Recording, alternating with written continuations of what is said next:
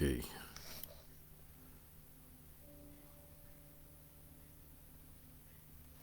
Okay, let's get started. Peace, peace, peace. Again, doing some late night work, so I know I will in the morning. I will be going to deal with PT, physical trainer. So we're going to go into temple building today, and we will deal with temple building. And this first is temple building book 1, which is called Foundation. And many of us are continuously in foundation science that you hear people always say, stay on your square. Don't let them take you off your square. So what we're going to do is we're going to lay a foundation. And in the beginning, you will see we will use what is called universal studies. And the concept of using universal studies, meaning under Black Messiahs, we don't place one another. We understand that we are not here to deal with division, because when you deal with division, you make the vision die. And the vision is the oneness, the unification. So we are not here to destroy the vision, but to unite the vision and show that our lessons and our teachings have one common science in alignment, and that they are all teaching us one and the same thing. But our enemies have deployed a way to use them to divide and conquer. So in the lessons, we lay a foundation for not only the repairing of our own mind, but the repairing of the systematical structures in which we govern ourselves. So that is the goal as we build our collective mind and lay the appropriate foundation. Then we are able to then become the appropriate new tomorrow. Okay, let us begin. Temple building, foundation. Man must first realize that he is the living temple of the living God. So we begin with which we begin with. We'll use the language in which most of us have been raised with, either which is Bible or the Quran. And as we go further in the lessons, we will. Man must first realize that he is the living temple of the living God. For God loves the dwelling of Zion more than all the dwellings of Jacob. But the temple has been torn down, so it must be built. First thing in building is laying a foundation. Foundation is always square. You square your foundation. Is the foundation squared? Is it balanced? Is it level? So we are foundation. A square is 4 right angles. A right angle is 90 degrees. So it is 4 equaling 360 degrees. If it is 360 degrees, so that means a square is really a circle, 360 degrees. This means we must lay a 360 degrees as our foundation, or a circle, which is a symbol of eternal divine mind. So the circle here is given the definition of eternal divine, the eternal divine mind, ever returning eternal divine mind. So man must stand on 360 degrees. 3 plus 6 plus 0 equals 9. Now you see we're not leaving, we're going into dimension. So 9 is a number of completion. Why is 9 a number of completion? For there really is only 0 through 9. There are only 10 numbers, 0 through 9. Everything else is a repeat. So we are dealing with the magic of 9. These mathematical things are magical. You have to study them because they are repeated throughout nature, so they are a message unto you and a science unto you. 9 is also born for supreme mathematics of the nation of gods and earth. 9 is the number of born in supreme mathematics. 9 is born. But we know that in our regular day to day, we say a woman is pregnant 9 months and then she gives birth. For a woman is pregnant 9 months. So 9 is divine mind or born. So divine mind. Let's hold this term. Let's build a foundation. Divine mind. So what does this mean to us for foundation? Remember, we are trying to heal ourselves and restore and return the divine mind. If the divine mind comes, then the vibration of the world will change. Okay. Well, in the Bible, Jesus told Peter that he was the rock, that he would build his church upon. Man, you're going to be the rock I'm going to build my church on. So that's foundation. So Peter holds the key to the foundation, because this is what things would be built upon. But Peter's name means rock. Petra. Patra, father. Petra, Petra, Jupiter. Pitta. Okay. So the foundation or rock, the faith.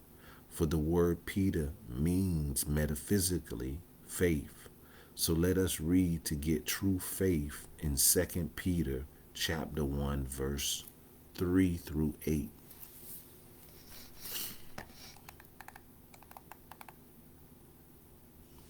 In this, Peter gives us a foundation to stand. Peter, the rock. What is the rock of your life? Stand on this rock and lift your head up high above your enemies. If we stand upon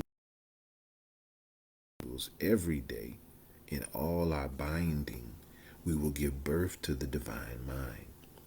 We must stand upon faith, 1, virtue, 2, knowledge, 3, temperance, 4, patience, 5, godliness, 6, brotherly and sisterly kindness, 7, 8, 9, which is justice, and justice, my Moors, we know, the Christ, the divine. So lay this foundation and stand diligently upon it, and you will be born. 9. For unless a man is born again, he cannot enter the kingdom of God.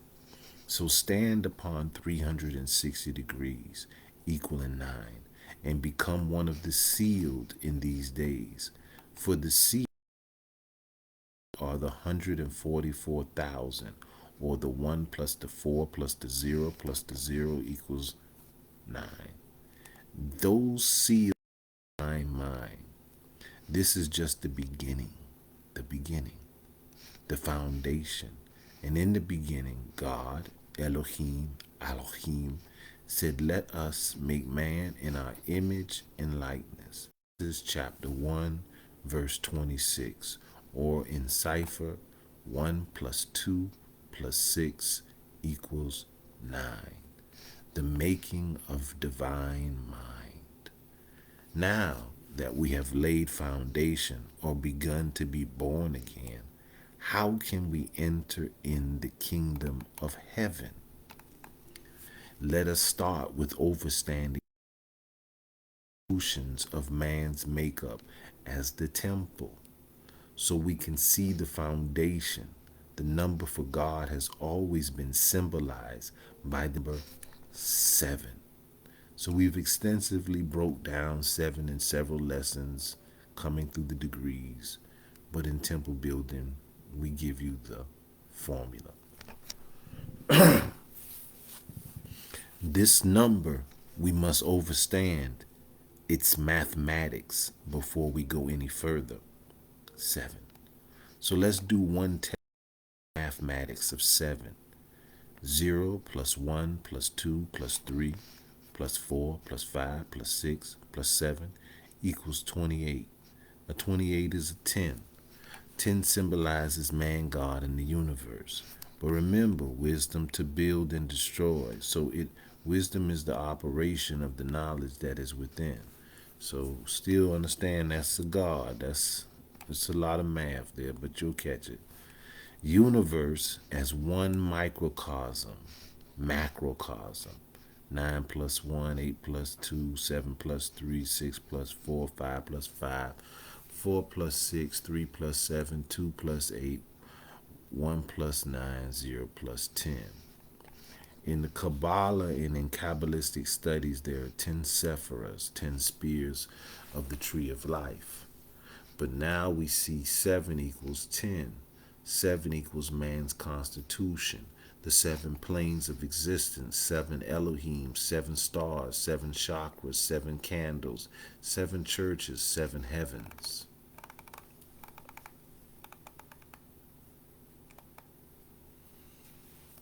And now we deal with the temple. This is the house, the temple in which the Son of God shines upon. The temple of the solar man, Solomon, the solar, the sun. So you see at the top of the temple we place a sun. Most of you would look at your church and you see a cross. So that means that the cross representing the physical world is ruling the consciousness. We'll go deeper into the temple of Solomon, the solar man. So here you see we put the Christ self, then we put higher self representing here and lower self representing the square. We place the doorway in the square. That's going to make sense as we go further into the lessons. But as we also touch this, we first give you the first symbolism of the 7 bodies. So here it is. Physical body, life force, astral body, emotional body, mind, soul, spirit, or soul, spiritual soul, and spirit. Here we go where the square is a symbol of balance and equal. We started in dealing with the square is where you must achieve balance or be born again. 4 times 90 equals 360. Within here is your 5 senses or your 5 wombs of Christ or of Jesus. So here in the square is where you have to achieve your balance. Well, what's going on in the square? We got a physical body, life force, astral body, and emotional body. But here is where your 5 senses, this would be your physical nature, your physical 5 senses, the 5 wounds of Jesus, the 5 wounds of the Esu or Isa is present. So let's travel. Man must conquer the 5 senses just as Jesus conquered the 5 wounds, meaning man must find balance in his lower self to rise or be a resurrected spirit. Man must pass his lower carnal mind, emotional body to the physical body, just as AUSAR or Osiris was resurrected after being chopped into 14 pieces, or 1 plus a 4 equaling 5. How do we do this? It is done by squaring your foundation or standing upon the 360 degrees. Peter. It is done by the truth of AUSET, of Eve. So we're going to clarify this because we said the Ruth of AUSET or our Eve. So we're giving you this because we have to square our. We do that by the truth of Ruth.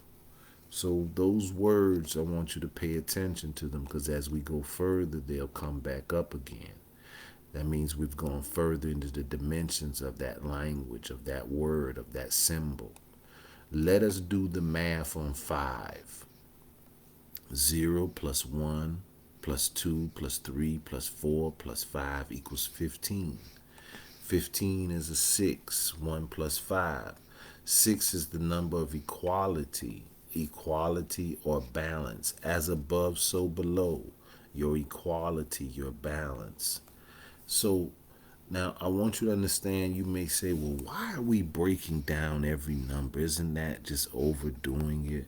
No, you're training your mind, your psyche for decoding. You're training your psyche for detail, for crossing your T's and dotting your I's in your research and your metaphysical studies as you decode the scriptures and as you find out grammatria, the Kabbalistical sciences of decoding. This training of your mind, of your consciousness will be very important, for it will place the mind in a frequency that it will become a second nature, meaning it will become a third eye. Let's keep going further. Let us conquer the 5, become a resurrected child of God. For we must remember God more than 360 degrees. For we have 360 degrees in our lower self, and in our, so we are 720 degree beings, but we are still 7 plus 2 plus 0, 9. So we're still in the born process, the birthing process. So when we reach the completion of our foundation, laying our square, which is 360 degrees, it is just a beginning or a born stage. So when you first start learning, you're just going through the first stages. You have several initiated processes that you have to go through. For 3 plus 6 plus 0 equals 9, but 720 is also a 9, a born. The infinite or the infinite cycle of the divine mind, divine being. Let us see man in another symbol first. When Allah is referred to as man, it is through the realization that man is a micro form of the macro man.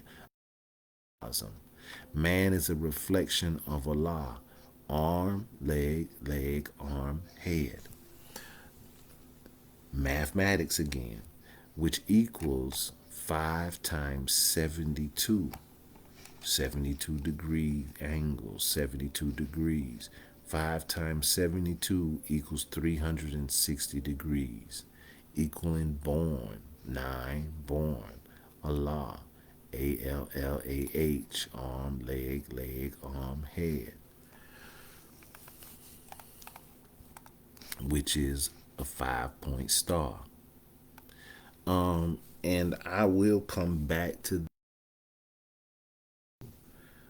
because I wanted to touch a word, the Pyru word, and certain other things for my brothers and them to know that these words and things came out of ancient concepts. And that's love to my 5 and to my 6. You know, no disrespect to none. I mean, no disrespect intended and no disrespect given to none, you know. So as we explained with the 720 degrees equaling born, man is continuously evolving to the heavenly heights. So let us forward to the keys to the temple or the kingdom of heaven. Let us start with the house the Son of God sits upon or shines upon. So let us start with this. You see that we have the sun on top of the house, and we have the 4, the physical, the life force, the astral, the emotional body. Then we have the mind, which represents the soul. Then we have the mind, the soul, and the spirit, which is the Christ consciousness, which represents the sun up here at top. But as you see, higher selves or the mind can go into the lower self, for the mind is the keeper of the crossroad of the higher and the lower. Now we're going to show you symbolism. I'm going to give you a quick little minute to kind of balance in this.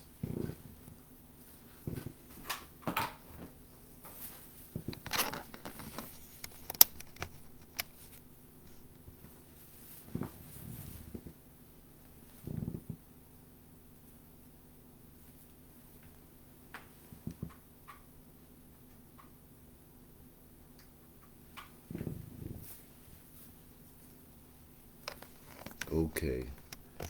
All right. Has everybody wrote it down or wrote it the way they see it? You know, we can go to the next stage on it. All right.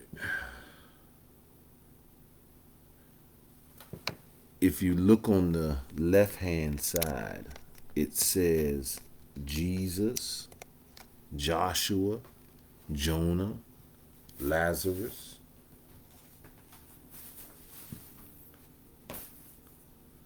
If you see that, then you have to say, okay, so these are the Bible.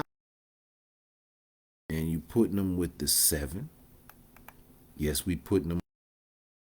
Each represent a symbolical number. They were given symbolical numbers, not by accident. Nothing in there is. So we're trying to help the consciousness start to unveil those things before them. All right, so if the higher self represents the 3, you'll see that we say 3 days, and the lower self 4 days. And there is sign works in the 4 days by the archetypal character, and there is science and works in the 3 days by the archetypal character. So you're learning the mind works in the higher and in the lower. So let's get a little further in this. Jesus is in the tomb 3 days, then he is raised to Christ. Joshua 3 days to cross River Jordan. Jonah 3 days in the belly of the whale. Lazarus in the tomb 4 days and then raised by Jesus or justice to, so that's going to come up in the next statement. Moses took the people across the Red Sea, but Joshua took them to the promised land. Or Joshua is also Yahshua. Hiram Abiff in the grave 4 days until Solomon, the son, raised him. It took 3 attempts. So I'm giving you keys that as we go these things will make you understand what was before you, what was being said. Remember, these names are archetypes of science that are working in wherever the 3 days, the 4 days in science, in overcoming and transcending certain aspects of that symbolical initiative level that life has brought you to. So we're dealing with the 4, which is physical, life force, astral, emotional body. Emotional body is water, for your emotions are up and down. Your astral body is air, for that is the body that you daydream, you drift, you raise up, you become light as air, start drifting away in your astral body, air. Then you have your life force, which is your breath and your blood. That is the fire of your life.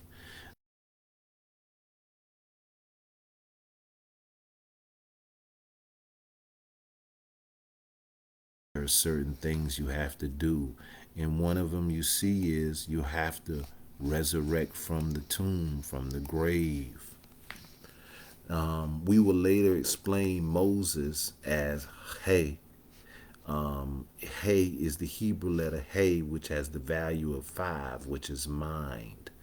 When you do further metaphysical studies, you'll find that He is the Hebrew letter that is associated with the character Moses.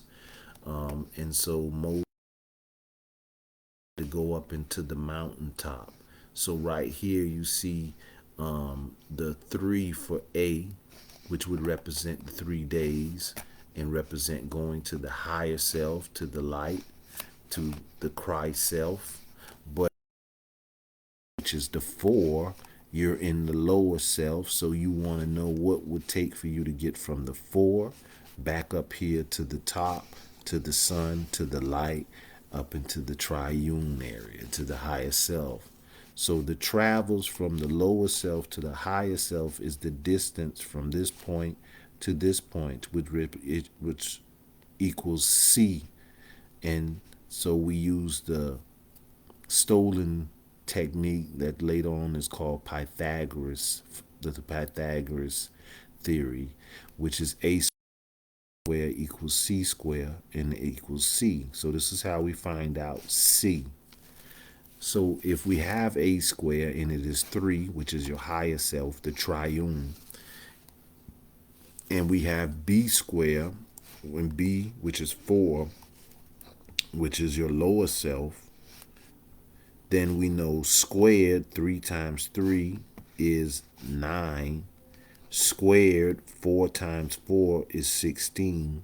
9 plus 16 equals 25. So the square root of 25 is 5. So C is 5.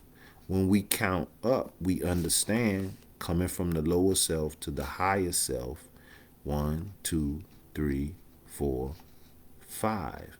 The fifth body is mind. So it will take the mind to raise you up from the lower self to the higher self. So we are dealing here in mental alchemy, the mental transformation, building the temple building knowledge. For in the Bible, the code to temple knowledge, we now give keys so one can see man, woman in their true image. The Bible stories are even more Kabbalistically encoded, but we lay foundation with these keys given to allow us to enter in. For as we see now, there is repetition of the number 3 and 4. 3 we will call it for now Trinity, higher self. And 4 we will call, as known in the Hebrew studies, Daleth, the door or love. So this is the doorway, remember? Okay, going to the next stage.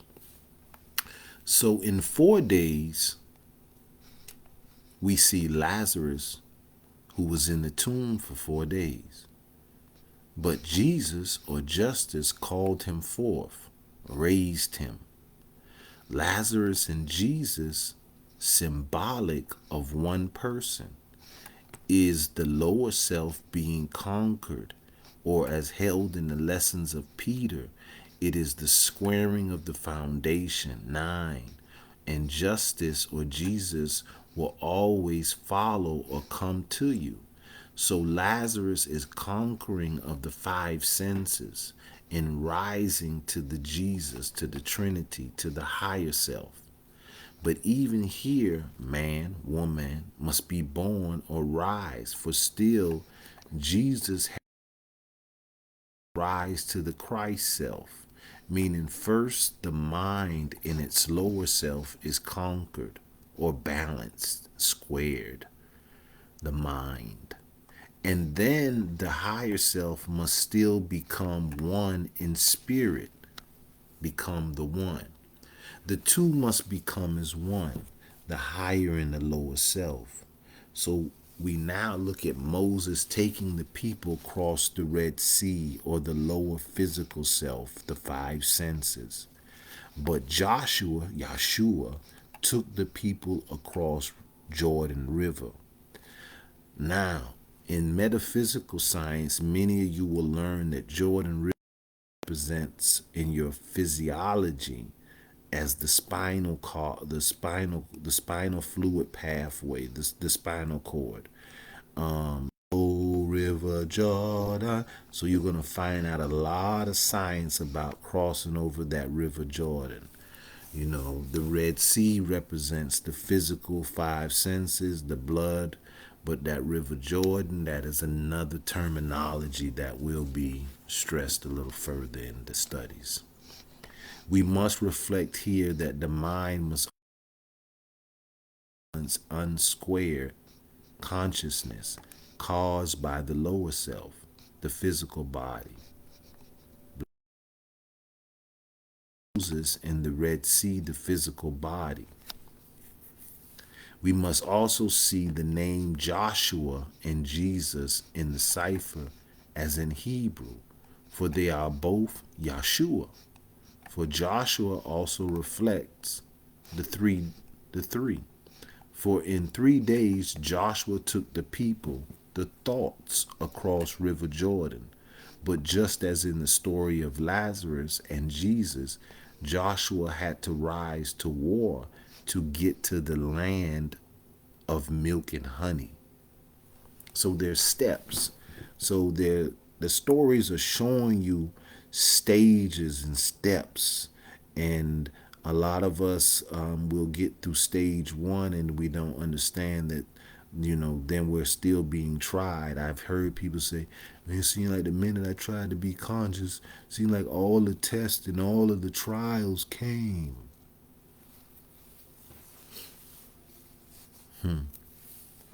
So let's go to the next. Let me read this one more time so you can get this. We must, for Joshua also reflects 3. For in 3 days Joshua took the people, the thoughts, across River Jordan.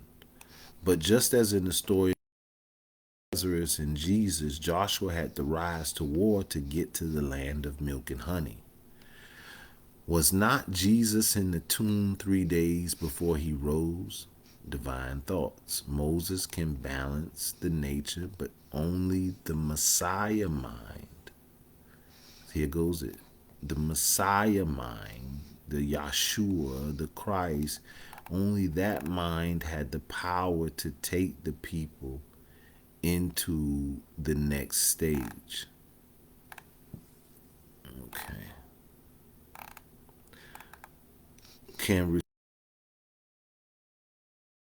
Only the Messiah mind can receive the prophecy, as will be made clear later, in which we will explain Hiram Abiff, because Hiram Abiff is in the 4.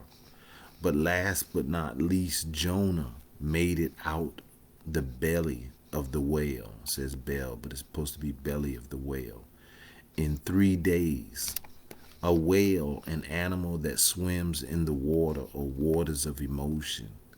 The mind is Jonah, who had to conquer itself from the lower emotions. But Jonah but when God's Spirit commanded him to be a Messiah, to prophesy to the thoughts, to the people, Jonah ran away. This eventually caused the mind to be trapped in lower mind, lower self, because the people, the thoughts of its body, the thoughts of your being, forth from the dead ways. So when we read the story that Jonah gets in a boat, a vehicle of thought, that carries him down into Joppa. You got to study that, Joppa. So mind begins to sink, go down into the lower, running from the presence of God. This is most likely the first trial of all seekers. They start their travels and their mind begins to doubt the present temple. Why? Because we still have carnal thoughts. Even after we learn the living truth. See, so most people come into divine knowledge, they do these meditations, they go do these rituals, they get their crystals, they do some other little stuff on a trendy note, and then they still struggling with the carnal aspects of their life. And it then makes them start having a thought process and see what man, woman realize. We seek first balance, foundation, for the polarity of.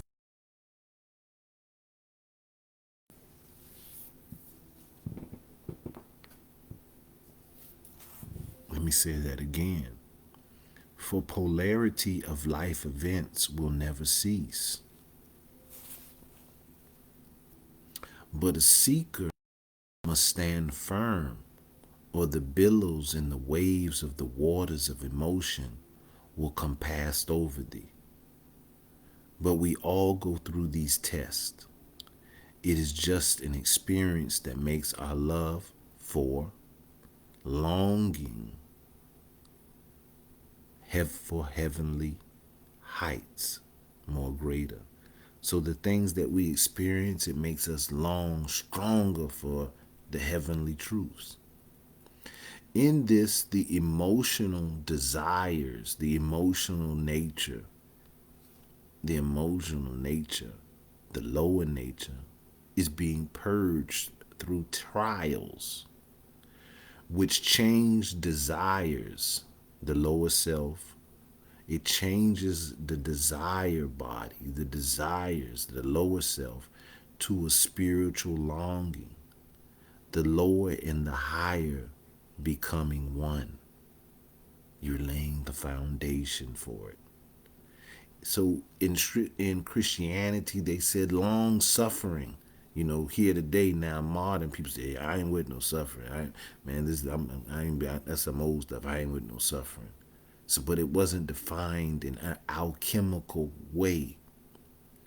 You had to understand they were gurgitating from ancient scrolls and using ancient archetype symbolism and converting it into a religious concept and trying to subdue the people into a fear that if they were considered bad by the government or the ruling party, they were violent. So it was a suppressive thought process. It wasn't to resurrect the consciousness of the people or to teach them the science of their self to be powerful. It was to weaken them.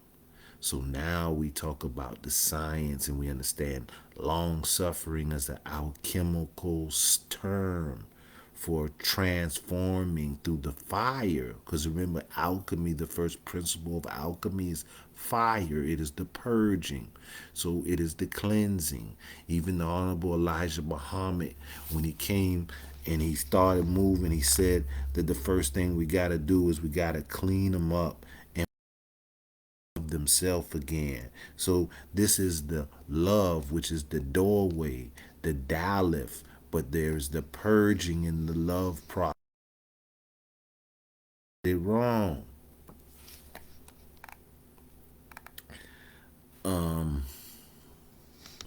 Which changed the desire of the lower self to a spiritual longing.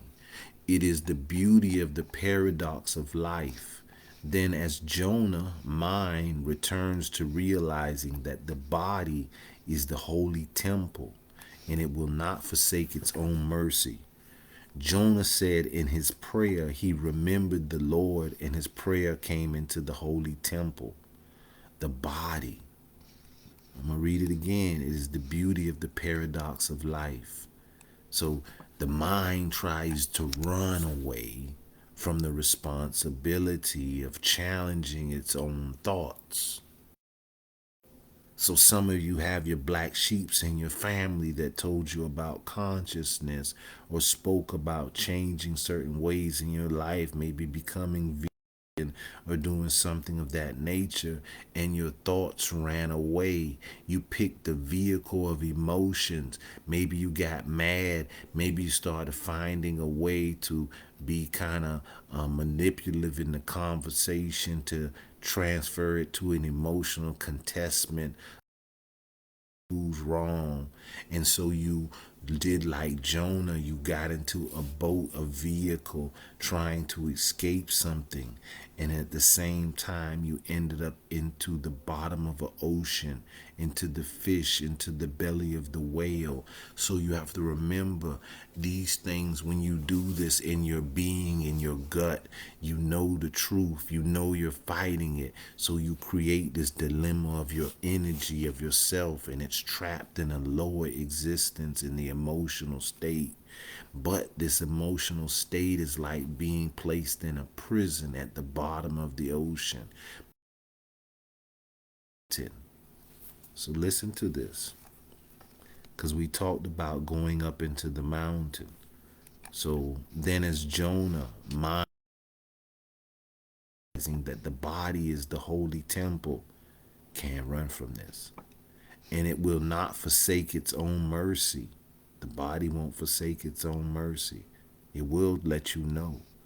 Jonah said in his prayer, he remembered the Lord, and his prayer came into thy holy temple. The prayer went into the temple. So this is telling you that Jonah went to transferring the temple. He was trapped for 3 days, the body and the emotional and the fish, the waters. But Jonah, as all seekers, learns in a displeased fashion when they do prophecies or prophesize unto the people, unto the thoughts of destruction, that they, the thoughts, are not always destroyed. So a lot of you go through this process, start learning this knowledge, and you start checking your mind and fighting and doing this, and you think, well, I done did all of this and did this. But then in the end, all of the thoughts were not destroyed. All of the attachments were not destroyed. For the thoughts, the people may change, but God always leaves their potential to rise. So people say, well, if I overcome something, or I do this ritual and I do this and I do this, why is this still a part of me? There's always a potential for them to rise so that you keep rising too. The polarities help propel each other also when you study electromagnetical science. Because of this, Jonah the mind was upset, for when Nineveh wasn't destroyed, remember Jonah had to prophesy, say that this city, this born process, this thing that you're going through, this this va, in this feminine aspect, this born process in the the va, in the feminine aspect that you're going through, if you don't correct your ways, you're going to be destroyed. And so Jonah had to prophesize this to the city, to the people, to the thought processes. But in the end, the born process never destroyed. It is eternal. So the lesson learned is Jonah is highly important to every seeker. So when the Jonah had to realize that that potential, that growth, that which could always come back, it wasn't a bad thing. Because, all of a sudden, right when I go to telling myself this and that, and I done did all this, and I say, once you know all, everything should change, and then something don't change or something don't go away. You still had hard times. You still had to struggle with your bills. You still had to go through that. Now you're questioning your divine principle.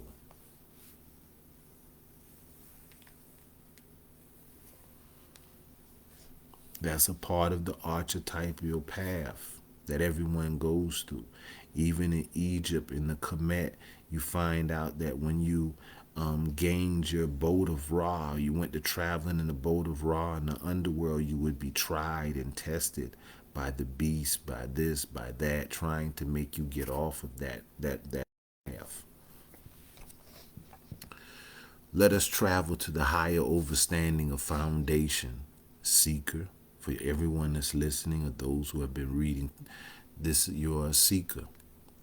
If you did not realize we now address you as seeker. For if you have come this far, you are truly a seeker of your living truth within. So let us begin. We stated earlier, Genesis chapter 1, verse 26, let us create man in our image and likeness. In this we explain Genesis 1 verse 26, 1 plus 2 plus 6 equals 9, which is born. But now we will explain 9 is the master builder. 9 is the master builder. For when a woman is pregnant in her womb, the first things to form are one brain and 26 vertebrates, the spinal cord, which is the 1 plus 2 equaling 27 equaling 9, and 1 plus 2 plus 6. So either the Bible is encoded to this and man's physical foundation is 9, the divine mind. For from the brain and the spinal cord, the body is called into being, just as a foundation is first laid, and then the temple or a house can be built. So the question now should be, how can the square, the lower self, be the master builder? It is just the foundation, not the build. To best explain this now, it would be to simply say, as above, so below, as below, as so above, or on earth as it is in heaven. In overstanding this with foundation, we begin by studying Hiram Abiff.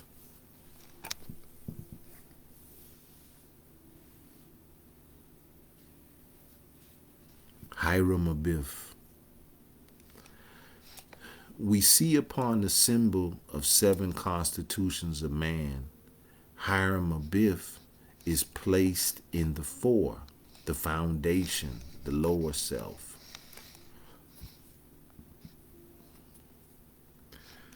It is held in Masonic folklore teachings that Hiram was murdered by 3 ruffians and buried in a shallow grave. And he was there for 4 days before Solomon's workers, the Solomons. And on that day, Solomon came and resurrected him.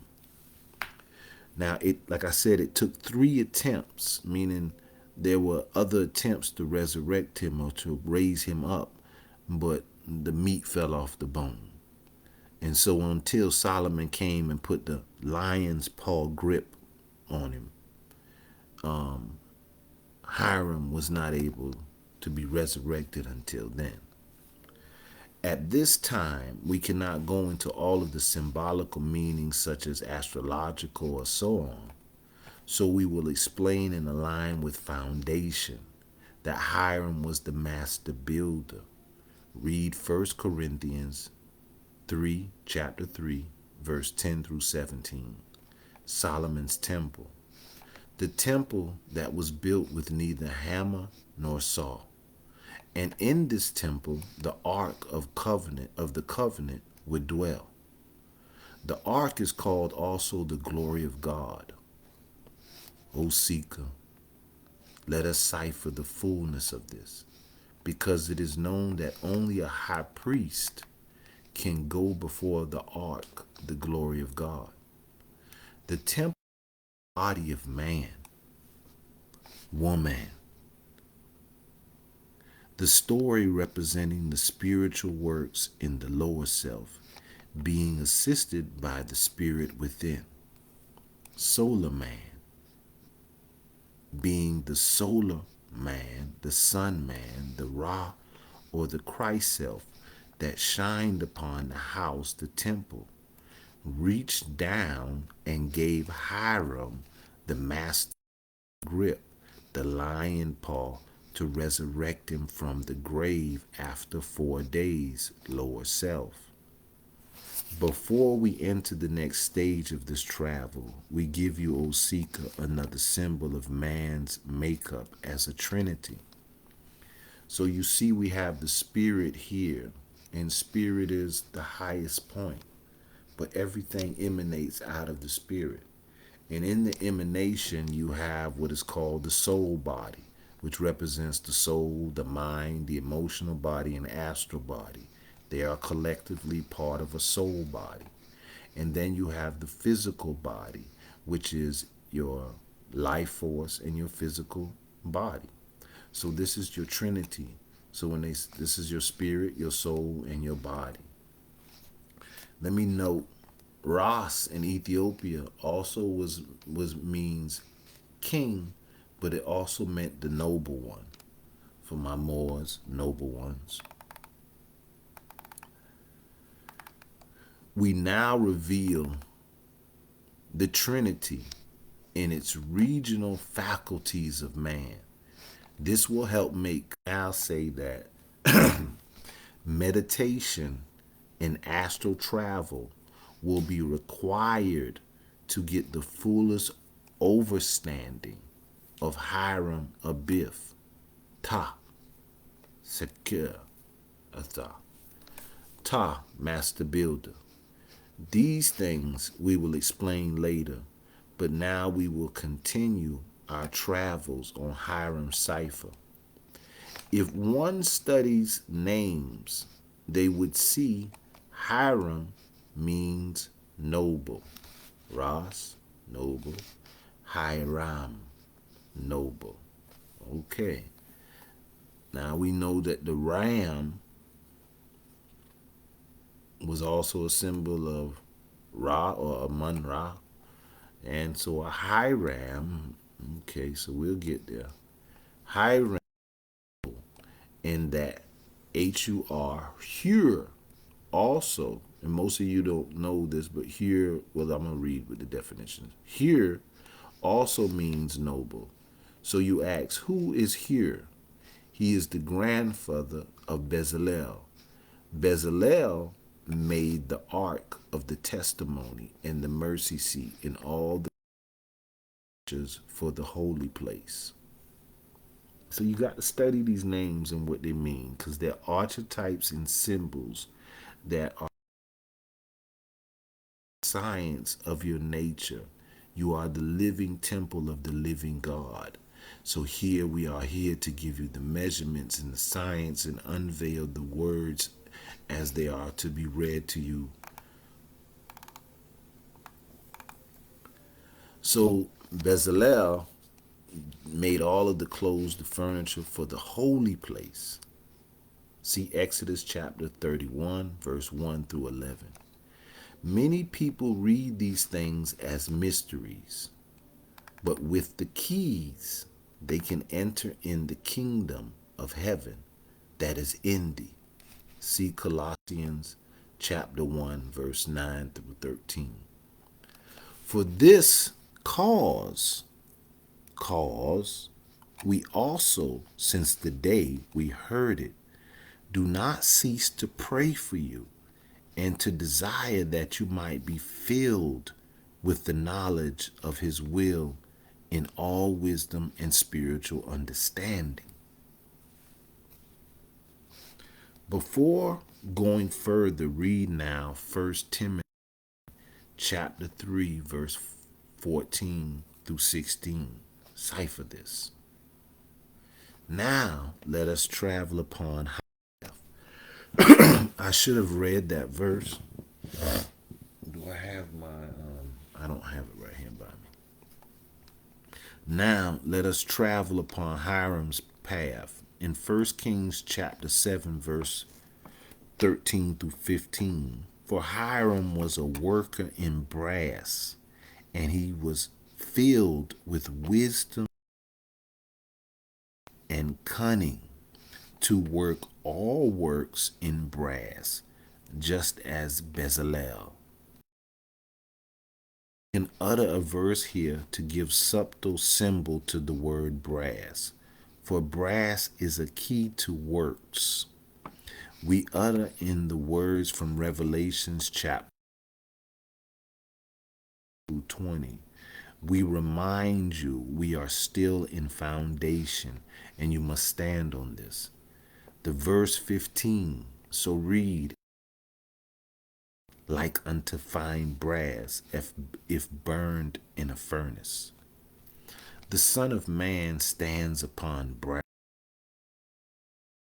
that has been tried, purged, or the dross burned away. If you hear the symbolism, we're talking about foundation. And we talked about foundation, and we talked about purging. We talked about the love, the purification, the purging, the opening the door. But, O son of man, you stand is in brass.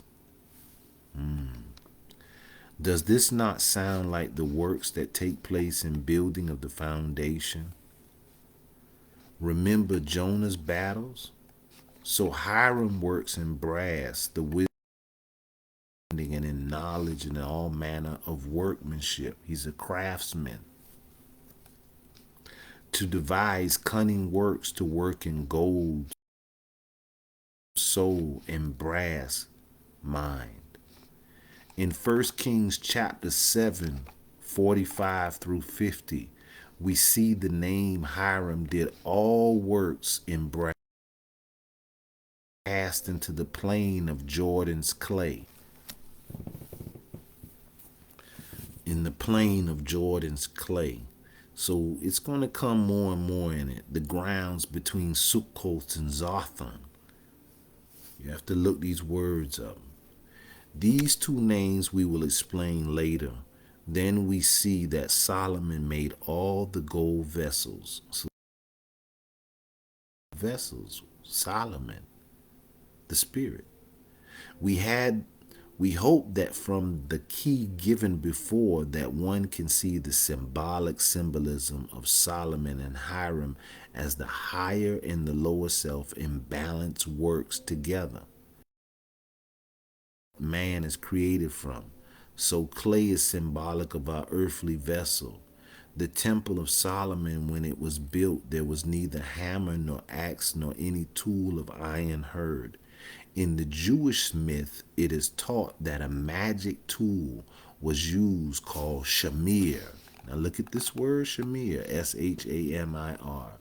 But we see that it is no more than the grammatria code for Hiram in an encoded name. We have chosen not to go into the Masonic ritual of Hiram purposely, but we will allow Hiram to take us to the door, Daleth, of the temple, so we may enter in. Here we begin with Hiram's work of 2 pillars of brass. Remember, Son of Man stood upon brass. So Hiram's work of 2 pillars of brass that sat at the porch of the temple, in which one had to pass between to enter into the temple. The right pillar is called Jashin. The left pillar is called Boaz. This is one of the beginning of a lot of Masonical folklores. And we will go a little further as we touch on Hiram, in which one had to pass. So to go inside, had to pass between these 2 pillars, Boaz and Jashin. Hiram also made a molten sea and 10 bases of brass that were 4 cubits in length, and 3 cubits in height. Now here go your 4 and your 3, your 7, your principles of your nature. So let's look at Hiram's work. Wow. Hiram's work looks like the Sephoric tree of life, the Kabbalistical tree of life. But the tree of life also makes up the 2 pillars. But let's go a little further. Let's look at it. So Hiram cast the 10 gallons of water, the cast sea, which represents Ayin Sophar. And then he does in each of the wheel basins, 40 baths. You got to understand it. So each one of these 10 sephiras represents 40 baths, 4, 3 in height. So there's a 7 and a 40 in each one of the 10 sephiras, or the 10 basins, or the 10 brass bowls that Hiram made for the temple. Now, let me look at some symbolism to stress as we go a little further. Hiram works in brass or in bronze for Solomon's temple. 10 bases of ash containers, the scoop, the sprinkler bowls. Hiram built the two pillars, Boaz and Jashin. If you remember, in Egypt, the gods are taken away in the boat of Ra to the great waters, the Sea of Cast. And drawn from the waters is Moses. Inside the pillars was hollow to store ancient records, so the pillars also have a symbolical nature of your DNA. Masons say amongst those pillars amongst those was the records or the secrets of Shamir, but we've already stressed that Shamir is a word that just really means Hiram. So Hiram is Shamir, but Hiram is the secret tool. So that means Hiram is an archetype, a symbol, a tool, a work, a formula, a science. And another big key as we move further in the studies is Jethro, His Excellency, Moses' father-in-law. So all of this becomes important in this process, but I wanted to stress that you see the tree of life here for the works of Hiram. In the Talmud, in the Midrash, the shamir is the tool used to cut and dress the massive stones. Remember, there was neither hammer nor saw, but in the shamir is the tool used to it. Moses commanded not to use no iron tools. Solomon ordered no hammer or saw, axes or chisels.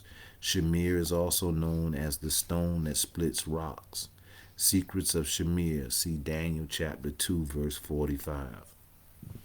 So I'm giving you keys, things to look up as you do your studies, kind of, just research it. You'll figure it out. It's metaphysical.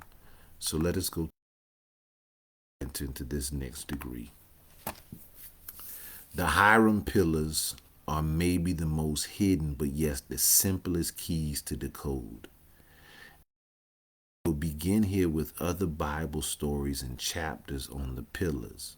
Numbers chapter 14, verse 14, a pillar of cloud and a pillar of fire. Exodus chapter 35, verse 17, his pillars. Genesis chapter 28, this stone which I have set for a pillar shall be God's house. Genesis chapter 31, verse 45 through 49, Jacob took a stone and set it up for a pillar, Mizpah. 1 Samuel chapter 10, verse 4, give these 2 loaves of bread here, and we have listed a few examples to reflect upon. But once you, O seeker, receive the keys of the mysteries of the pillars, you would decode many more symbols of the pillar. For the pillars are erected upon the foundation. Remember, man stands upon brass. Brass represents the mind. We are in the foundation degree, book 1, foundation. So we are laying foundation. We are laying the mental out. We are laying the mental archetypal construct to rebuild the temple. For the pillars are erected upon the foundation and are the door to the holies of holies. Here are the corresponding names to the pillars. Use them as you read the Bible to decode. See the diagram on this next page, and you will see the multiple names of the pillars. As you see, I've placed up here at the keystone, which is Shalom, it's Kether, prophecy, prophet, Salem, AUSAR. But here we place down in the same symbolisms as the Kether, and we did the 10, so represents these 2 pillars here, a pillar here, a pillar here. And you have the Boaz pillar, which is the kingly pillar, Mizpah, Malachi. So these was to this pillar of the kingly pillar, or the royal pillar, was Boaz. And then to the second pillar was Jashin, which is the priestly pillar. The terms was given Tesadek, Sadek, Sadok, Zadok, Zadek, and some people put Siddiqui. So you have to be able to understand this archetype as it's hidden in the scripture, because it's right before you and it comes in multiple names. but that archetypal science manifests the same. You will see that through every positioning that they're put in. At this, entering in through these two pillars, you got to enter in through the door. If you don't come through the door, you come in as a thief. So what does this mean? How do you enter into the door? The door is to the holies of holies, into the temple where the veil is at. So how do we go in there? So at this point, we must explain that only entering in through these pillars can you go to the holies of holies and pass through the veil to the ark, the glory of God. The pillar Boaz means kingly pillar, and Joshin is the priestly pillar. So we have a kingly priestly doorway, a kingly priestly doorway.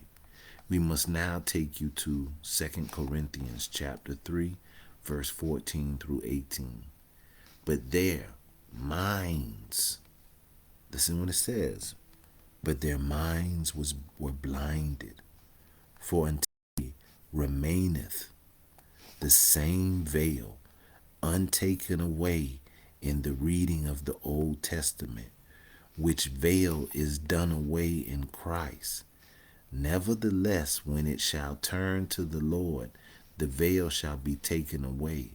Now the Lord is that Spirit, but we all with open face, beholding as in a glass the glory of the Lord, are changed into the same image.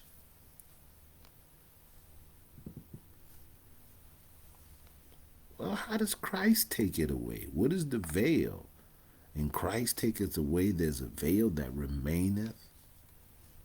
But how is it done away? Has it been revealed? But it seems as though now the scriptures are still veiled. Unveil it.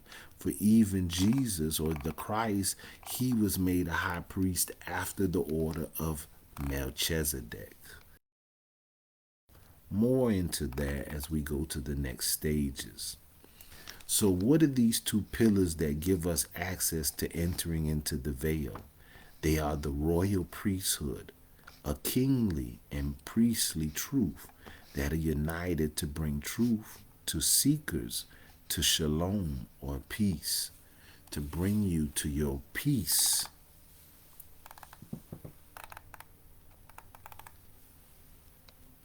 To overstand this eastern direction in which we are traveling, we take you first to Jesus, Yahshua, in John chapter 21, verse 1 through 18, where after his resurrection, he appears to the 7 disciples. I thought you said it was 12 disciples.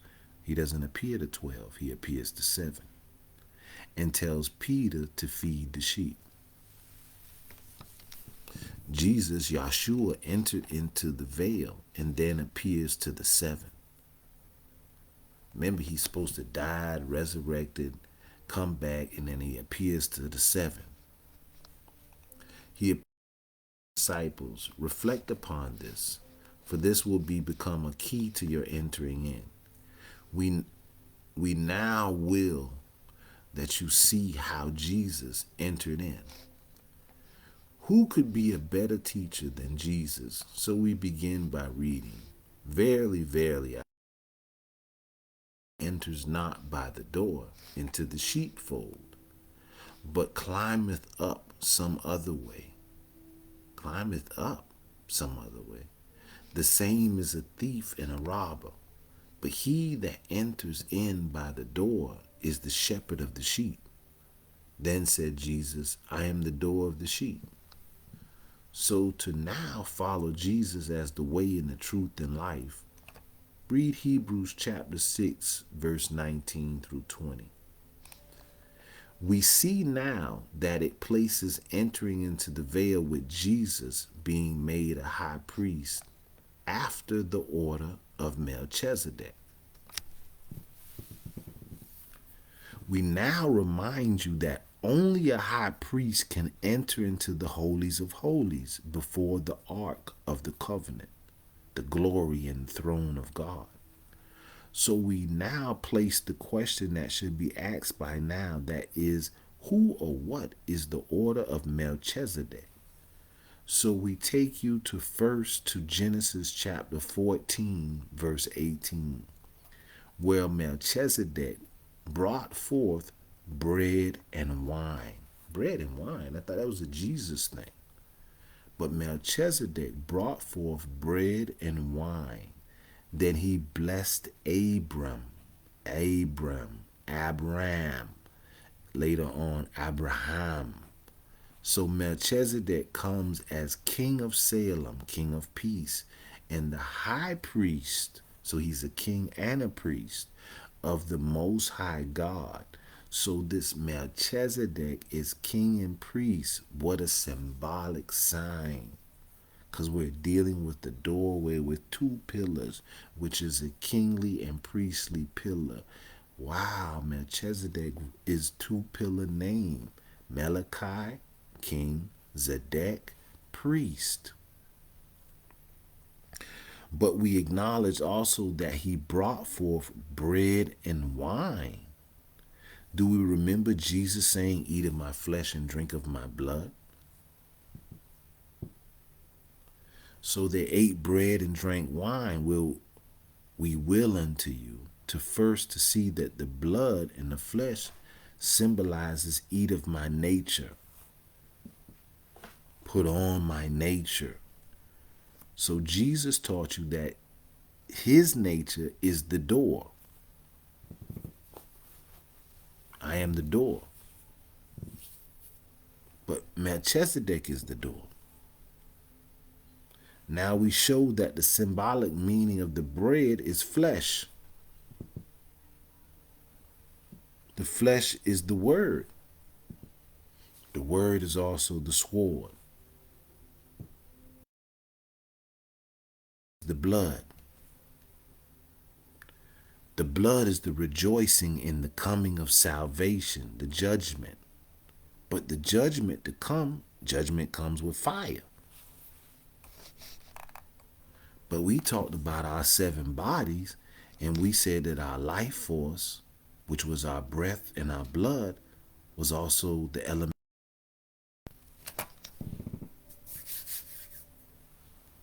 Blood, the force that flows in the Word of God. This symbolic structure takes us to Genesis chapter 3, verse 24, a born stage, 3 plus 2 plus 4 equals 9. In this verse, we are given the key of a flaming sword, which turned every way to keep the way of the tree of life. Now, we just looked at the tree of life, and we said the tree of life actually made up this doorway. But we also showed that the doorway, right? So we also showed that the doorway was in the 4.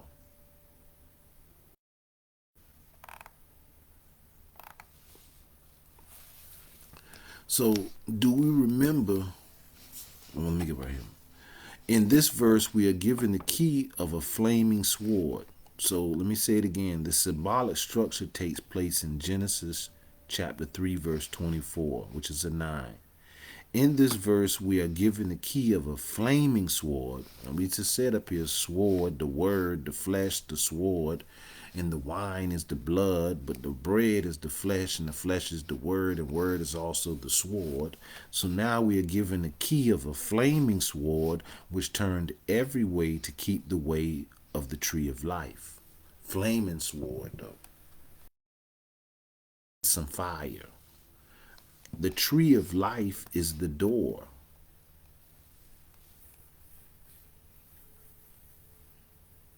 It also states that in Genesis chapter 3, verse 24, that man is drove out in a cherubim, an angel. A cherubim is placed at the east of the Garden of Eden. Well, east means within. So we're going to go into this cherubim a little further too. The vision of this key you will have to reflect upon more than once. But know it is the way. Remember, the flaming sword is the keeper of the way. It protects the way and the truth in life. So 144,000 equals 144,000 is 9. And then we come back in Revelations with 144 cubits, which is the measurements of a man, which is the measurements of an angel. So we'll get into this. It's very intriguing about the vision and the key. You will have to reflect upon more than once, but it is the way. Now, who will be those who kept the way, and they are chosen to go into the way? We are always given this 144, this 144,000. So we cannot blankly say what all this means, for you must study to show thyself approved. So we will enlighten you by giving several keys. Jesus is called the light of this life. He is the tree of eternal life. For he calls you to eat of him, but Genesis said that we should eat of the tree of life. So there is the two pillars of symbols: bread, king; wine, priest. Okay? Bread, king; wine, priest. Bread, king. King is the flesh, the royal lineage. The wine, which is the blood, is the priest. So the priest deals in the purification, the keeping of the inner temple, the keeping of the works. So when you partake of both of these, you have partaken of the flesh of the Christ, or you have partaken of Melchizedek, because Melchizedek brought the bread and wine. He brought the two pillars. Melchizedek is the two pillars. When you have partaken of the two pillars, then you are able to enter in. You have partaken of the flesh of Christ. You have put Christ's nature on, and you have become a king and a priest. And he has made us a king and priest unto our God. Well, we have Abraham and Jesus' disciples both given this. For Abraham, the three great religions, and Jesus both are the only two in the Bible to be associated with Melchizedek. Could this be an initiation into the hidden truth of the way of life? For the flaming sword, the word turns every way to keep the way to the tree of life. Then it must be acknowledged that the east symbolizes. Then we have a cherubim, which is an angelical being. In the ancient times, it was written as godly being. We must show you the importance to the cherubim key, but we will make one point further on the bread and wine. And that is, Joshua wanted to get to the land of milk and honey. To enter into the rest of God promised Moses. We now will to you to travel upon the wings of angels, for the cherubim is placed and man drove out. For we find the cherubim to be a highly metaphysical key. Exodus chapter 25, verse 20 through 22, where we see that the Lord commanding Moses to make him dwell amongst the cherubim, to make him a dwelling among the cherubim. The mind, the inner divine nature, according to a pattern, and in this pattern it is said that the cherubim should be made of gold with wings stretched forth on high, covering the mercy seat, with their faces looking inward one to the other. Now, You have symbolism, wings representing the ability to take height, to fly, gold representing spirit, the faces turned inward, the inwardly looking, meaning this is a spiritual inwardly reality that would be on the walls of the inner dwelling. So this is just think about your mind, the inner dwelling, and the heights of it. The mercy seat shall be put above the ark of the covenant, and there the Lord will commune with you. So you trying to get into the temple, and you have to go through the veil. But even Jesus was made a high priest after the order of Melchizedek, in which he was able to enter into the veil. If you enter into the veil, then you're going before the ark of the covenant, the glory of God. You're going to commune with God. So if you're the temple and the ark of the covenant is within you, we're talking about an inward process of you communing on a higher level. So the mercy seat shall be put above upon the ark, and there the Lord will commune with thee. From between the cherubims. Between the cherubims? Am I right and left brain? What is this? We remind you that Bezalel performed this work. Bezalel performed this work just as Hiram for Solomon. Read Exodus 37. Let us now observe that Moses and Aaron began a Levitical priesthood, but never is it mentioned of Melchizedek, or is it? We will later return to this question, but we move in our travels in 1 Samuel chapter 4, verse 4, where the ark of the covenant of the Lord of hosts, which dwelleth between the cherubim. The cherubims are again mentioned in 1 Kings chapter 6, verse 19, where it is said that Solomon prepared the oracle in the house within, to set there the ark of the Lord. Solomon then overlaid the house within with pure gold. And within the oracle he made 2 cherubims.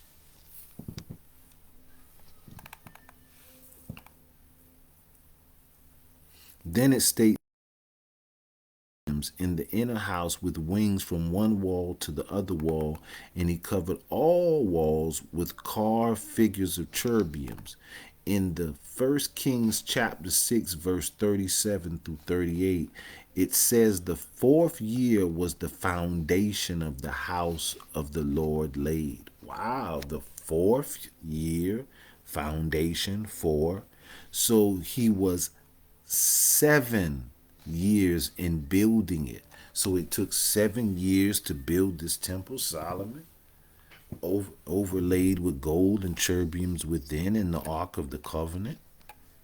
7. I wonder why that 4 and 7 popped up again. You gotta see it. You gotta understand this is not by accident. That's why it's written in here. And it seems tedious at this stage of study. But again, it is breaking the ceilings of the mind to allow you to see. To allow you to see. We give these keys in a way that one will have to align the symbolism. But we know it is plain to see that the house, the temple of the Lord, is an inner work of man, woman. So we give the verse again to align this. The foundation of the temple, 4 years, is encoded paraphrase for the initiative of the mystic teachings. Then to say the temple house was completed in 7 years should have cut the light on to the 7 constitutions of man. But we are still seeking the bread and wine to enter the veil. So we now travel to an even deeper vision with Ezekiel. When the heavens opened, we see again the visions of wings joining one to another. These symbols of the cherubims, that as we travel, we will go deeper into their chambers. But we will endeavor now on the four beasts, the lion, the eagle, the ox, and man. This we see again, Revelation 4, verse 1 through 10, where behold, the door is opened in heaven. A door opened in heaven? Oh, that's very important, because we're trying to open the door and go within. This we see again in Revelation chapter 4. A door is opened in heaven, where the four beasts, the lion, the eagle, the ox, and man, are present, representing the cherubim.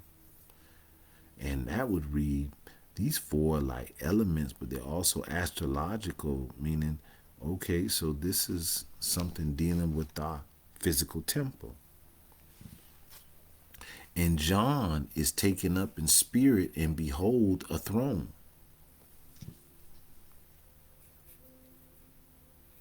And there were 7 lamps of fire burning before the throne, which are the 7 spirits of God. And there is 4 beasts round and about the throne, a lion, a calf, a man, and an eagle. If you have been still able to keep a line, now explain a portion of the key, but you must study to show thyself approved. For here both John and Ezekiel travel within. Both John and Ezekiel traveled within. They were taken within. And both came to the throne of God, the holies of holies.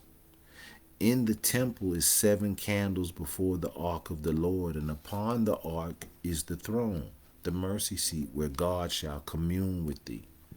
So to enter into the door of heaven as the prophets, we must first find the door and the key to it. So we travel with Hiram and Solomon, who showed us the building of the temple/house. Then Bezalel let us witness the glory of God by being a spirit understanding to manifest the ark of the Lord, but we still could not enter into the temple, so we asked Jesus to guide us. He said he is the truth and the way, and Jesus enters in after the order of Melchizedek.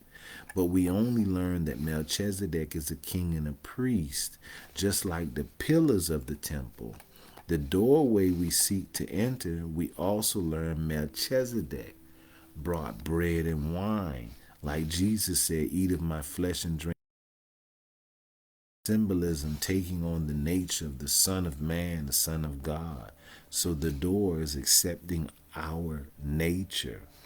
But the cherubim and the flaming sword that keep the way to the tree of life. The tree of life is the door. The cherubim is an angel, the 144 cubits. So could the order of Melchizedek be an angelical order on earth, or is Melchizedek an angel, as some have claimed, like the cherubim? For the cherubim led us from Genesis to Revelations, and this we cannot overlook. For we now must read Hebrews chapter 7, verse 1 through 4, where it says, King of righteousness. After that, also King of Salem, which is King of peace, without father, without mother, without descent, having neither beginning of days nor end of life, made like unto the Son of God, abideth a priest continually. We hope that this does not confuse you, for we will to give an explanation without taking away from the infinite key.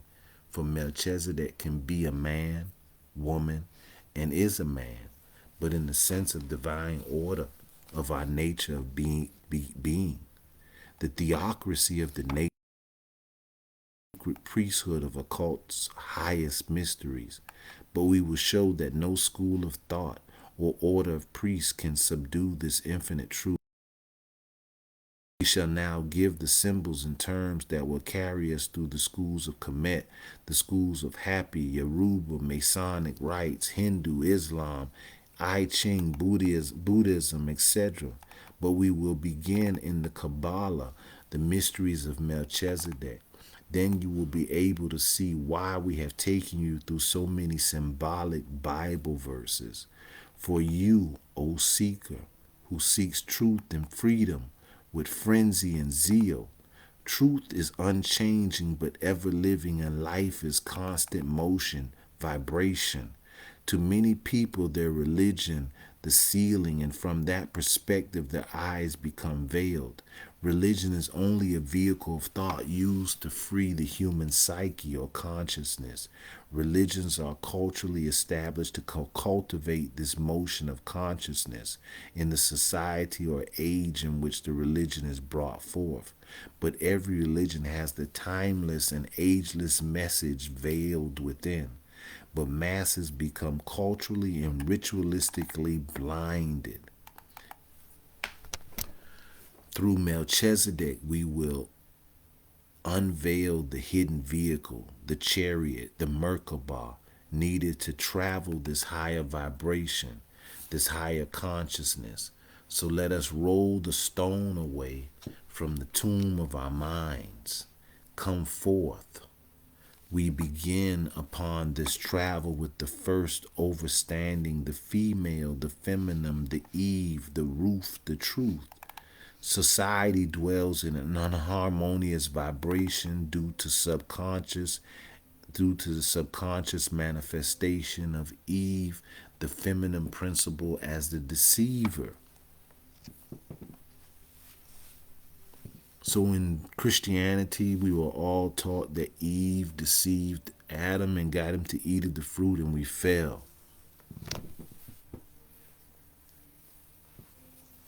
Some wonderful science there.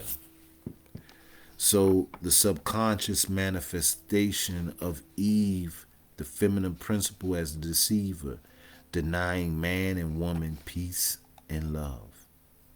Peace and love. Peace and love can only exist in an harmonious vibration. If one fears something, they are not at peace with it. When there is no peace, there is no harmony. Is man out of harmony with God? Currently in society, people truly fear God. People, they cry for God's assistance, but at the same time, they fight, fear the presence of God, saying God to come. Because God can't exist side by side with their lifestyles, with their desires of life. This means man, woman are at war. They fear the coming. They don't love the coming. They are not in harmony with the coming, so they have no peace. This then becomes the vibration of existence, of creation. Man, woman must seek again the love of God. Reflect, O seeker. The love dialeth door. Seek the door to the temple. Remove the veil of AUSET, or AUSAR. For harmony is unity, the oneness of creation. So it is of a dire need to shine light upon the feminine principle. For Eve represents a principle, not a person, in a total context of biblical or Torah scriptures. In Genesis chapter 2, verse 21, it stated Adam was put in a deep sleep, and his rib was drawn from him to create Eve. Eve is called in Genesis chapter 3, verse 20 through 21, as the mother of all living things. We will now to you to unveil the timeless, ageless message within the Hebraic veil. Rib equals rab, an etymology of rabbi. Rabbi is master teacher, or as the Cometians would say, master artificer. When we deal with the symbolic message, we must think about the master builder Hiram Abiff, with correspondence to rabbi, master teacher. So seeker, in mind we apply Kabbalistics to Eve by undoing the generic, the grammatria. Eve becomes EVE or VEE, which is V. V is the 22nd letter of the English alphabet. We must inform you that the the Sufi have a grammatria like method as well. So that's not just some thing, it has ancient traditions to understand to break the grammatria of the word down to the math. To overstand this unveiling of Eve, study the English Kabbalah to show thyself approved. Now, O seeker, seeking the Eve is Rib, the master teacher or master builder, and V, the 22nd letter English alphabet. The keys are present to cipher the timeless message within. Let us, O seeker, replenish the mind with the fruits of the keys received earlier. The triune nature of man, spirit, soul bodies, and physical body. Now, the physical body the doorway dwells in the physical body and ascends into the soul body. Here, O seeker, we have the Trinity of man and we have the 7 constitutions of man. 3 plus 7 equals 10. 10 plus 12 equals 22. So you probably say, where the 12 came from? We know, seeker, you are asking, where does the 12 come from?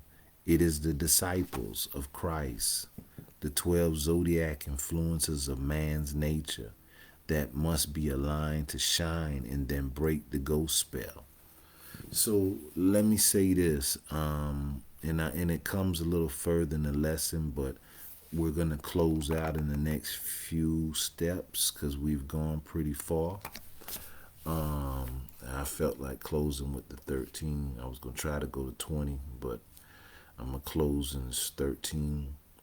But as we get to here and we start looking at the 10, the 12, and the 22, we always teach that in supreme mathematics, and we start doing these studies that you are the living temple of God. You have the 7 within you, the 7 chakras. So when we talk about people raising the 7 chakras, opening the 7 chakras, when you open your 7th chakra and come to your crown chakra, you also have what is called the 12 melanated centers. So these 12 melanated centers correlate with the 12 rays of the sun, and also your 12 zodiac signs, the 12 zodiacal impressions. Also, the science of this is the 7 plus the 12 equals 19, which is self-savior. The 7 chakras also correlate with the 7 planets. Now you have the 12 constellations in your head, the 12 star systems, but then you also have the 7 planets representing your 7 chakras. But 5 of the planets, 5 of the main planets, represent 2 positions in 2 different zodiac signs. And then your last 2 planets is your sun and moon. So that's how you have the 7 and the 12. But when you have the 5 planets, and each one of them represent 2 different zodiacs, that's your number 10. And then with the sun and the moon, that's your number 12. So you have to another level as well, where you see your mathematics and how this operates with your astrology, how when they start talking about the correlations of the planets in your chakras, each one of them also have a frequency, a vibration, which becomes a musical note, which also correlates with an element. So there is so much to keep studying, but the beginning is to build and lay the foundation for the mind to start unveiling its It's AUSET. So we know, Seeker, you asked this. Man's nature to shine and then break the ghost spell. The 3 plus the 7 plus the 12 equals 22, which is the Eve. The 3 plus the 7 plus the 12 is the 22, which is the Eve. Now, if you said, look at us, this is our triune nature, but then we have the 7 chakras, and then we have the 12 melanated centers. So that's the 22. So that means our physical body actually is the Eve. O Seeker, Eve is 22. 2 plus 2 equals 4, the foundation. So the Eve is the 4, the material realm, the foundation, the elemental or the lower physical nature right here. Taking us to Genesis chapter 1, verse 26 through 27.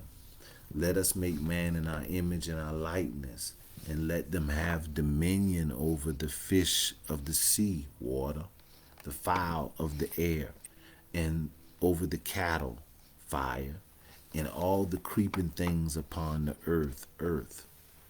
The 4 elementals, water, air, fire, earth, matter.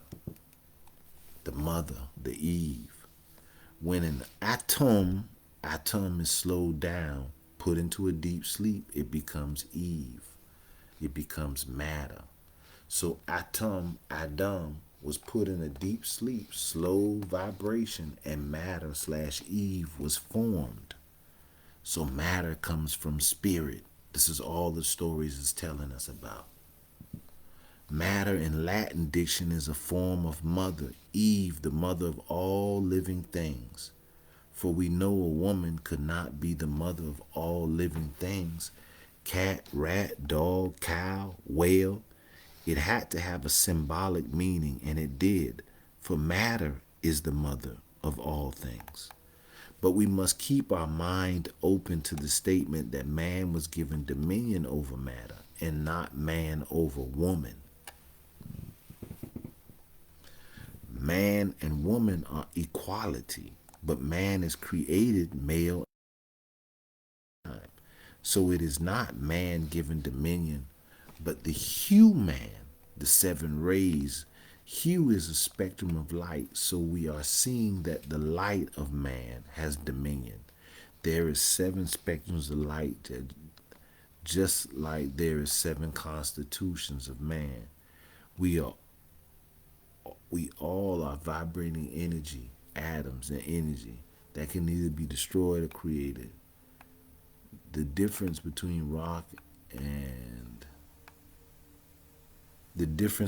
a rock and light is vibration. Vibration is also in music or sound. The 7 chords, musical, scale, gamut, kamut, Osiris, AUSAR. So even in our schools for music, they've used our ancient words, kamut or gamut, which is 7 chords, the 7 chords of music, the 7 vibrations. Light has the 7 spectrums of light, just like the 7 constitutions of man. And so that means we are all just vibrating atoms, vibrating eternal energy that transform and form.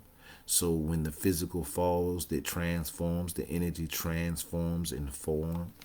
So out of energy atom was pulled Eve, the foundation of all creation, and the divine intelligence, the divine mind. So Eve represents the divine principle in the physical realm. The will is telling us we must return to the point in Genesis, the Bible, where God comes looking for Adam and Eve, and God could not find them because they were hiding. But when God found them, God asked them why they were hiding. And they said because they were naked. God then asked them, who told you you were naked? Come on, my brothers and sisters. If your God is the omnipresent, the omnipotent, the all-knowing, the all-present. How could God walk into the garden and not know what happened? This is a symbolical statement. It's science. But some of us has took this as our genealogy and that this is what happened physically. So where God comes looking for Adam and Eve, we find this based on the keys provided very enlightening. See, now Eve, the physical nature, have begun to vision life through carnal perspectives. Therefore, vibrating the energy, the atom, Adam and Eve ate the forbidden, it is said that their eyes were open. We will build upon this even greater, but it must be said now that we must be blinded to this world, lower vibrations, and only see out the spiritual sight. Man began to see life through the carnal knowledge. Therefore, we must work for the work being by the sweat of your brow, the brow that above the carnal eye. This physical realm is the deceiver. It is the reason man, woman believe they are naked or unclothed of their divine garment. Physical nature is perfect. It is a perfect receptor, a perfect reflector.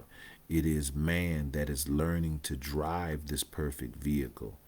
Many teachers have come to teach man to perfect his driving skills.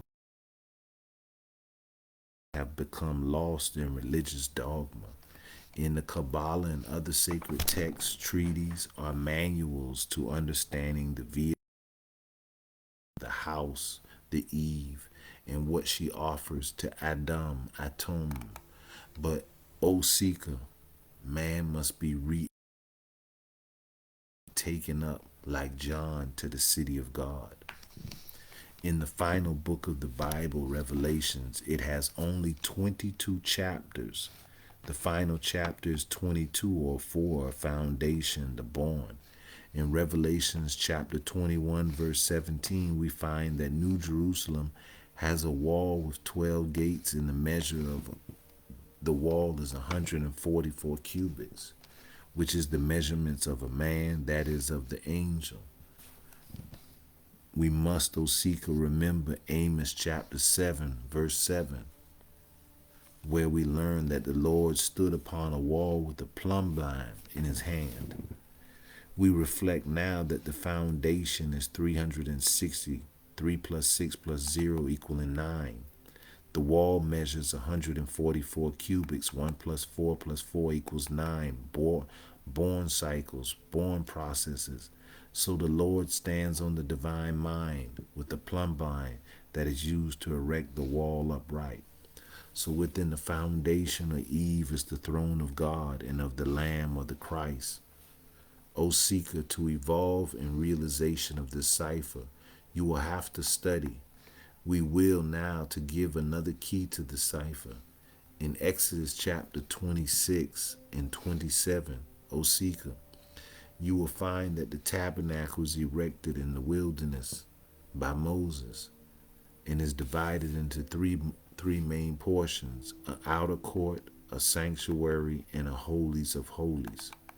The holies of holies and the Ark of Covenant have been ciphered upon greatly, so reflected. That's your three: the body, the soul, and the spirit. The holies of holies was 10 cubits by 10 in width and 10 in height, being a perfect cube. 3 of its sides were formed of acacia boards. Now you're going to have to remember this language. We're coming to the closing point. 3 of its sides were formed of acacia boards covered with gold, and the fourth side being formed by the veil, being suspended in 4 pillars. Now this is the holies of holies. This is the sanctuary. But the acacia plant is very important. The acacia plant is a plant that was used to mark the grave of Hiram.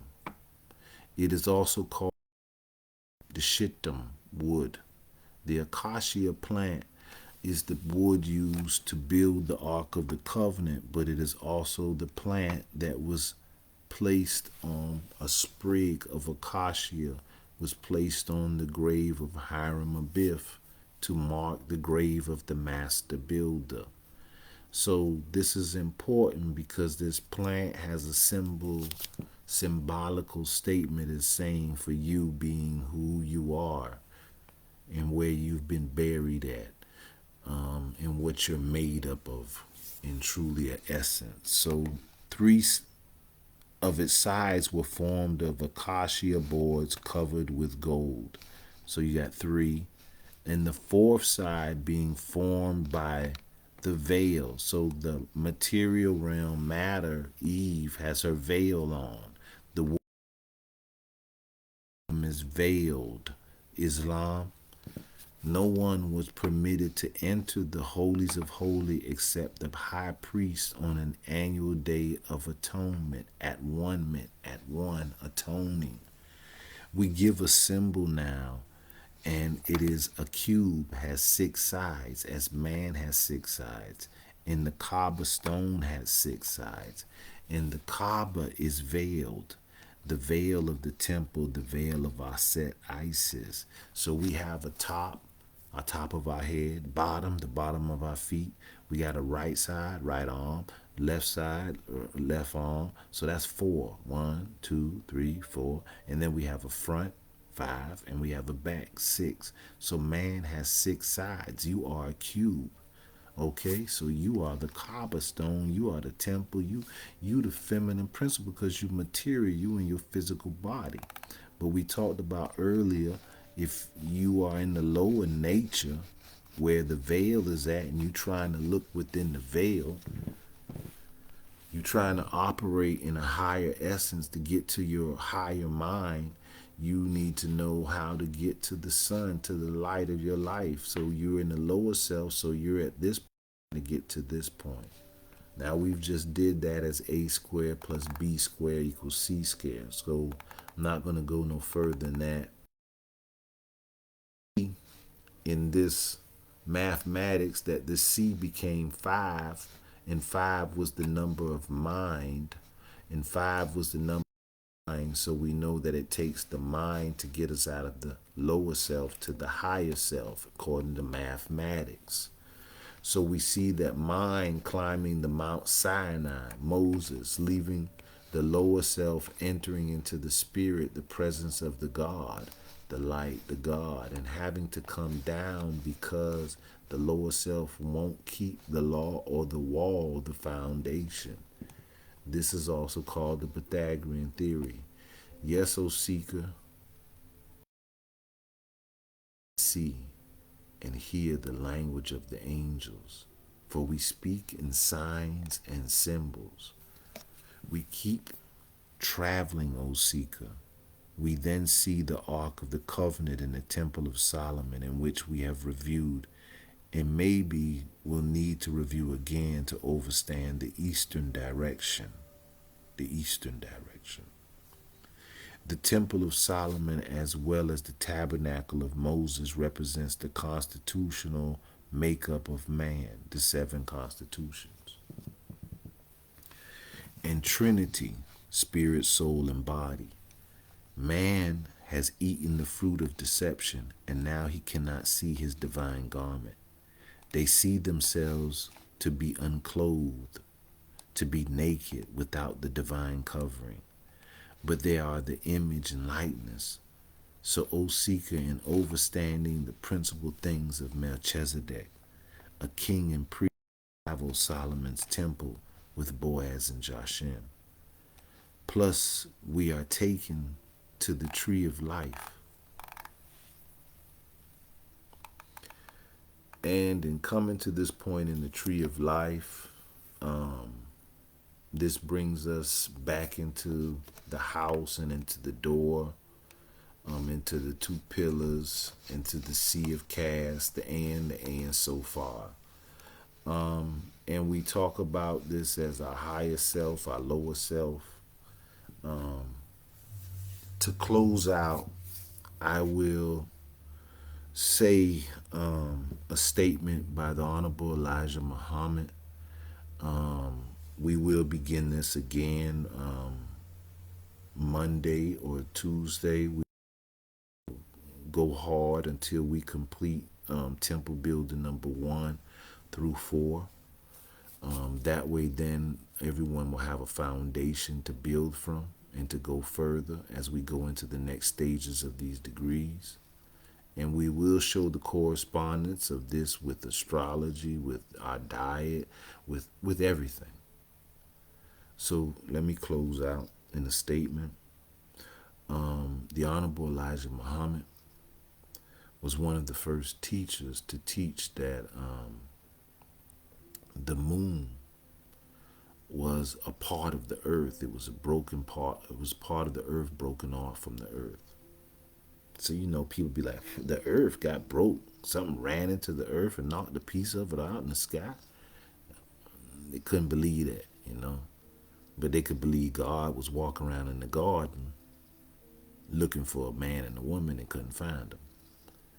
So when the Honorable Elijah Muhammad had made that statement, scientifically, it was questioned. But in the Library of Congress, Master Farad Muhammad had sent him to the Library of Congress to read 104 different books. And then some of these books it was discussing about the moon and the moon being part of the earth and being knocked away many ages ago.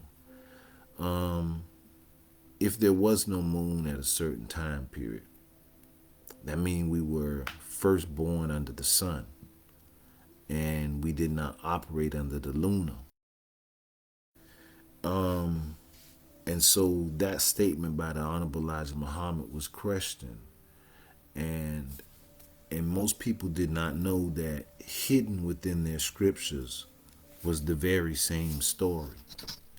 And in closing, I will read a little something. Isaac in the Bible marries Rebekah, and she duly produces him 2 twins, Jacob and Esau. Is a duality that's taught in everything. But Esau is described as a hairy, red person. Hairy and red. So let's look at our first stage. We were first solar beings. Hairy, receiving our energy from the hairy red fella, the sun. And the hairy red fella has a brother who's smooth skin, like the moon. And this smooth skin, this moon brother, with the help of his mother, Earth, is able to become, to get the birthright. So at one time we were operating under a pure solar carbon type of energy. And then now 14, the moon cycles. So Esau represented the sun, Jacob represented the moon. And when you study this, you'll learn more that, oh yeah, Jacob is the moon, man, because Jacob is the priestly pillar. But not only is Jacob the priestly pillar, Jacob is Israel. Well, Israel is Isis, Rael. Isis, the pituitary. Ra, the pineal. When the pineal and the pituitary come together, Isis and Ra come together, they produce the El, the Al, the God, the El Nino, the born God. So we have to look at that and understand that science.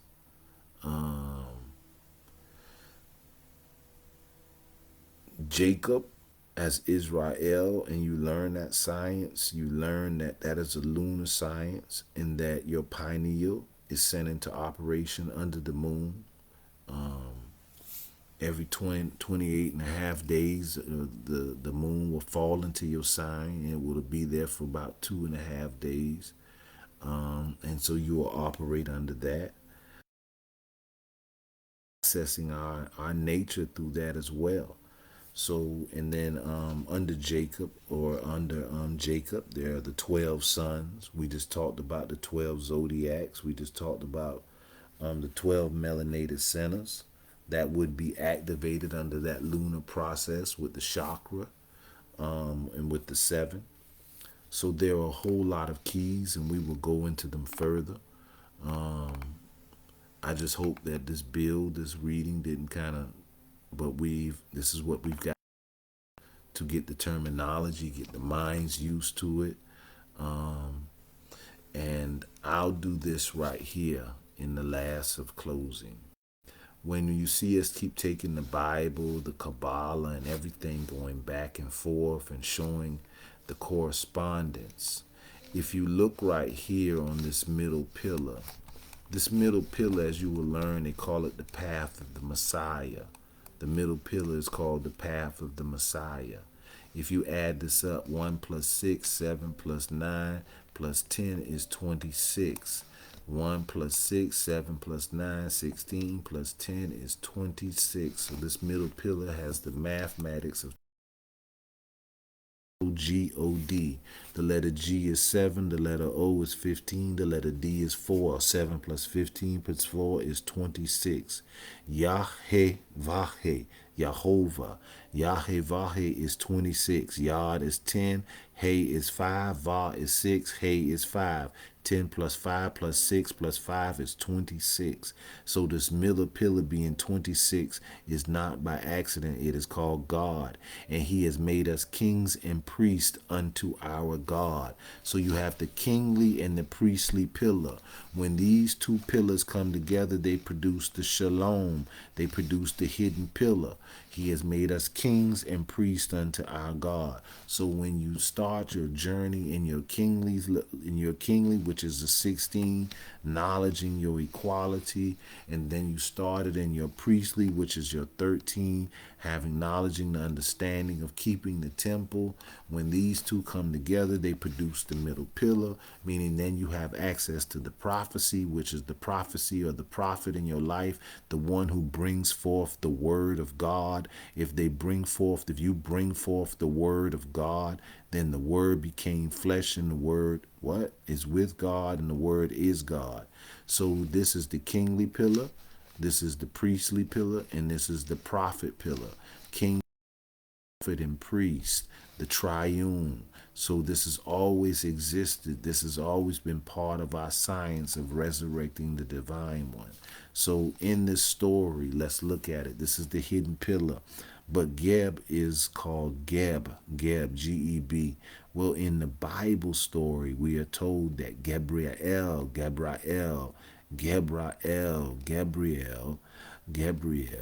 who has knowledge of the cipher, Gabriel coming with knowledge of the cipher, comes to the 9, the feminine, the AUSET, the Mary, the mother, the AUSET, which is the foundation, the 9. So knowledge of the cipher comes to the foundation.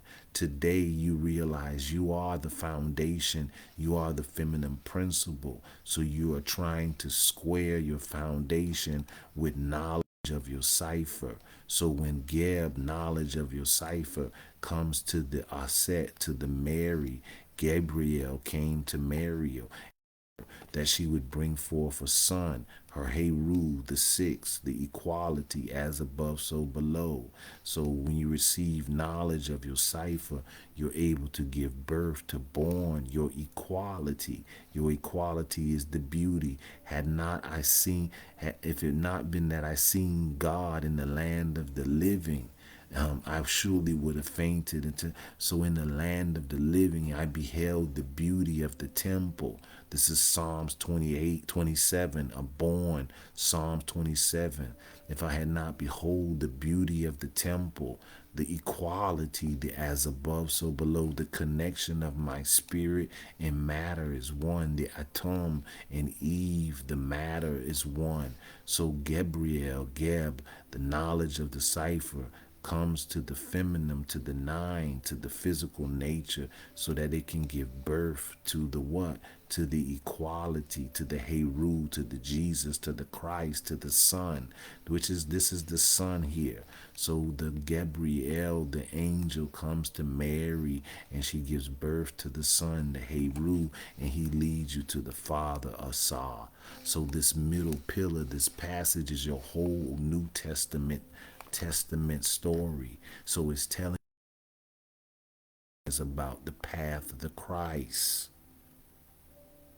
It's a code.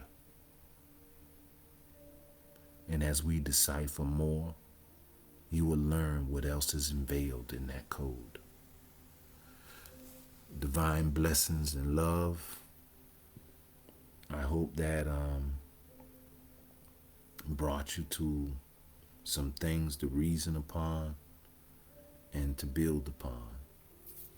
It is never our intent to be disrespectful or to injure anyone in any form. Respect to all and disrespect to none. Divine love and peace. Thank you for joining me.